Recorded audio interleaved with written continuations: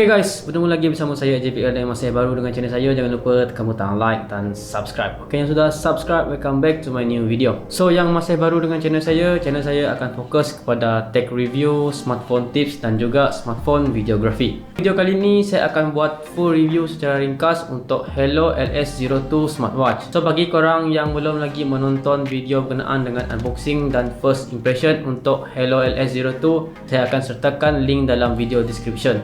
Okay, kita terus sentuh berkenaan dengan UI dan dia punya feature. Untuk UI LS02 bagi saya ianya sangat senang digunakan, lepas itu dia tidak complicated. So kalau korang nak track korang punya activity, korang hanya perlu swipe left ataupun right. Dan kalau korang nak tengok korang punya setting, korang hanya perlu swipe down dan korang akan lihat beberapa setting option. Dan untuk function-function yang lain pula, korang hanya perlu swipe up dan korang akan lihat beberapa function di sana. Untuk LS02 ianya didatangkan dengan 12 jenis workout. Selain itu, ianya juga didatangkan dengan sleep tracker. Ianya akan track berapa jam korang deep sleep dan berapa jam korang light sleep. Dan sekiranya korang link korang punya smartwatch dengan smartphone korang, korang akan dapat notification daripada smartphone korang terus kepada jam korang. Korang tak perlu nak check smartphone korang setiap masa sekiranya ada notification masuk, sebab ianya akan terus link dengan smartwatch korang dan smartwatch korang akan vibrate sekiranya ada notification yang baru. Sekiranya korang dah connect ataupun korang dah link korang punya smartwatch dengan smartphone korang, korang juga boleh control music melalui smartwatch korang. Korang boleh play, korang boleh pause, korang boleh fast forward dan korang boleh rewind.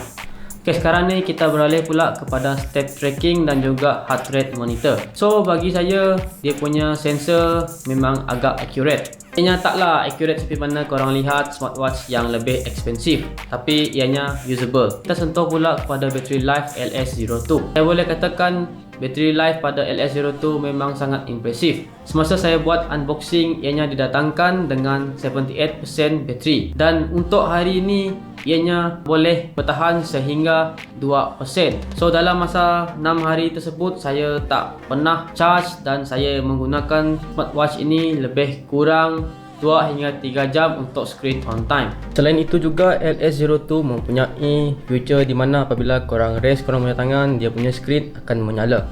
Dan kalau korang nak link korang punya smartwatch dengan smartphone korang, korang kena download Haylou app. So dengan adanya app Haylou ini, korang boleh control ataupun korang boleh tukar option ataupun feature yang terdapat dalam smartwatch ini, di mana korang tak boleh tukar daripada smartwatch itu tersendiri. Okay, sekarang ni saya nak sentuh pula dia punya design. Untuk design LS02, kalau korang letak side by side dengan Apple smartwatch, memang ianya 80% identical. Tapi kalau korang perhati betul-betul, ianya benda yang berbeza. Kalau korang lihat pada Mi Band 4 ataupun Mi Band 5, ianya lebih praktikal dan lebih menampakkan ianya adalah seperti jam tangan. Dari segi material pula, ianya menggunakan soft silicone pada strap. Dan pada body smartwatch pula, ianya menggunakan hard plastik ataupun polikarbonat. Itu lagi benda yang saya hampir lupa adalah dia punya IP68 rating. So korang boleh bawa smartwatch ini mandi, korang boleh bawa smartwatch ini semasa korang jogging. Korang tak perlu risau ianya basah, sebab ianya water resistant dan juga dust proof. Tapi saya tak galakkan korang bawa smartwatch ini untuk diving, sebab ianya tidak sesuai untuk diving. Sekarang ni kita sentuh pula pros and cons untuk Haylou LS02 smartwatch. Yang pertama sekali adalah dia punya price. Dia punya price sangat-sangat reasonable dan sangat-sangat berbaloi. Kalau korang pegang smartwatch ini pada tangan korang, korang tak akan expect smartwatch ini berharga RM98. Sebab dia punya build dan material memang sangat-sangat bagus. Ianya adalah entry smartwatch dan korang tak boleh anggap ataupun korang tak boleh bandingkan dengan smartwatch yang lebih mahal daripada 100 ke atas. Kelebihan yang seterusnya adalah dia punya battery life. Bagi saya, LS02 dia punya battery life sangat-sangat impresif. Mungkin korang hanya perlu charge sekali dalam masa 10 ataupun 12 hari. Bagi saya, LS02 mempunyai screen yang menarik, di mana ianya mempunyai color yang sangat accurate dan dia punya quality sangat-sangat vibrant.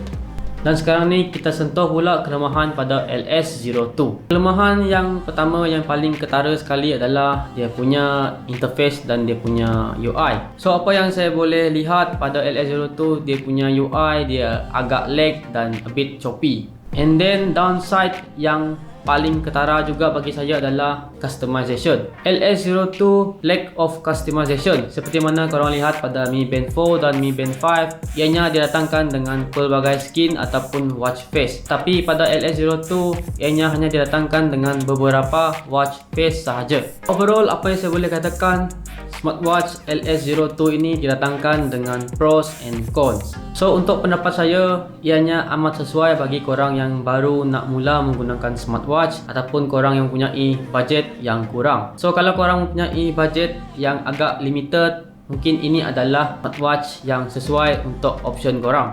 Cuma apabila korang dah beli LS02, korang akan lack of customization. So korang kena fikir benda ini, adakah korang suka customization or tak. Kalau korang jenis yang suka customization, korang boleh beli Mi Band 4 or Mi Band 5. Tapi kalau korang yang tak kisah pasal customization, korang boleh dapatkan LS02. Okay guys, itu saja untuk video kali ini. So saya harap korang dapat input dan manfaat daripada apa yang saya sharekan kepada korang. So sekiranya korang rasa video ini membantu, jangan lupa tekan butang like dan subscribe pada channel saya. Okay guys, I see you on the next video. Ciao.